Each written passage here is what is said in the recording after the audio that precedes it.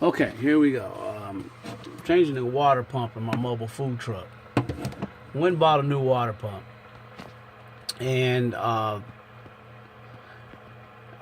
should have thought of the idea of what I thought of before I started to change the water pump, because I bought a new water pump, and this water pump right here, it still works, and it has brushes just like on the inside of a generator. And the generator, you know, the mechanism inside of it, it turns to allow the brushes, which are magnets, to generate power. Well, what happened was I just put this new water pump in, and what I did was I'm trying to take this back off here.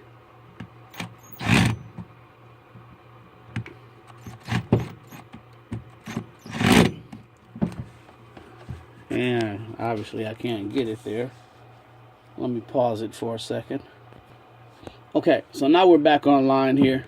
So you take these little caps off, and down on the inside of here are the little springs that we have. That's on the inside of here. And the springs, at the end of the springs, are these magnets, which are brushes. Okay, these are the magnets.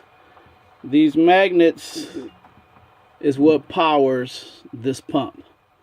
So all I had to do was just stretch the spring on the magnet, and I put it back together, and she powered right up. So I just spent $120 something. I asked the question while I was there, but because I have a big catering job to do tomorrow, I needed to make sure that this baby worked. So I went and bought a new one. Well, you got brushes on both sides.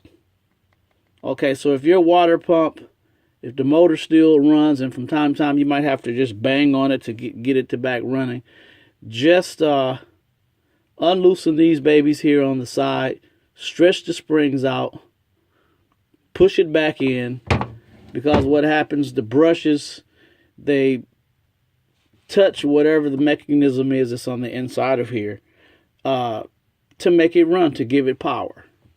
So don't go and buy a new water pump and spend $112 like I just did. And I just put the new water pump in.